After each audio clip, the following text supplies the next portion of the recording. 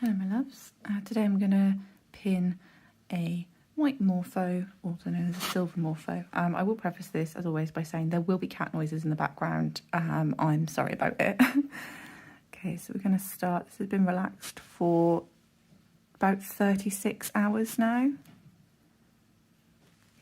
So it's had a good while to relax. I'll give these a little bit of extra time just because of the strength in the wings.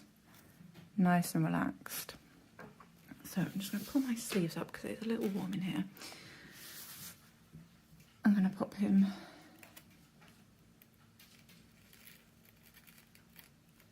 in there. Nice. Let me move that up so it's in the frame. I'm experimenting. This is the first time I've pinned with the camera in landscape. I'm hoping this will be a little bit easier for you all to see.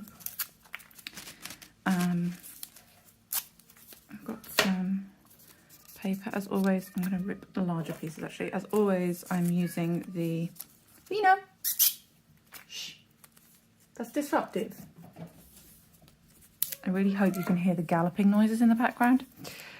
I'm always, as always, using the 10mm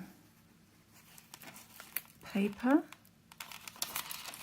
With this, I'm going to pin a little bit wider from the body than I would with smaller butterflies. Smaller butterflies, obviously, you try and get fairly close to the centre of the body here. This is pinned probably 5mm out, and that just gives the shoulder part of the wing just that little bit of extra room to hinge. And I've just found that this works best with larger butterflies, giving them a little bit more space. You tend to get a little bit better grip with the paper this way.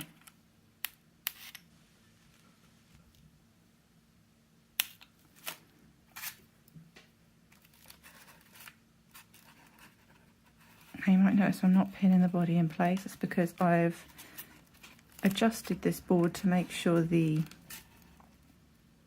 gap in the middle is exactly the distance of the body, so I know it can't go anywhere. There's physically nowhere for it to go. I'm going to hold that, and then what I'm going to do is pin this top wing in place. I'm not too worried at this stage about the bottom wing. Just going to pin that top wing in place. The bottom wing will hold itself.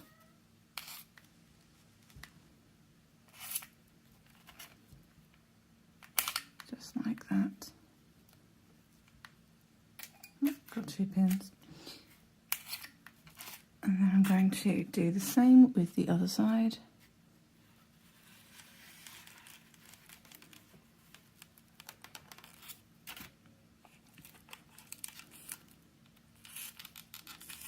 Just pin that top wing in place.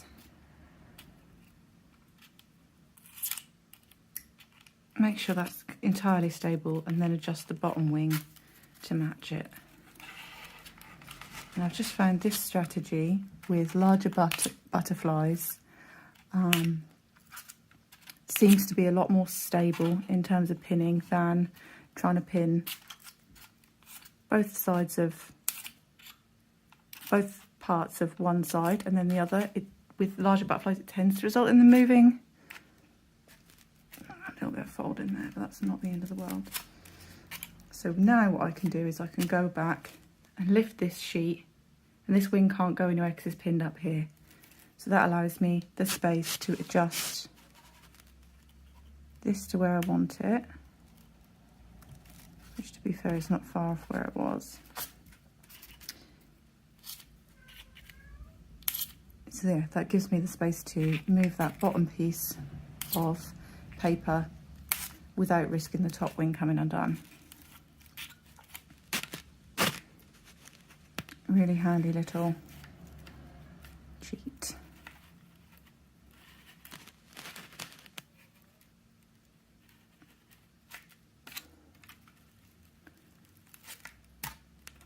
Please excuse how much my hands are shaking.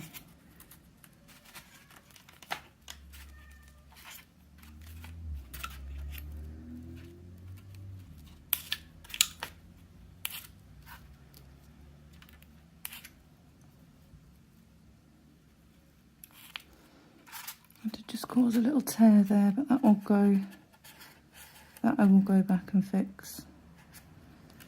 It's not actually broken. So that's how I pin larger butterflies these days. It's a handy little cheat that allows you to work with them a little bit easier. I hope that helps. If you have any questions, you know what to do. Love you all, bye.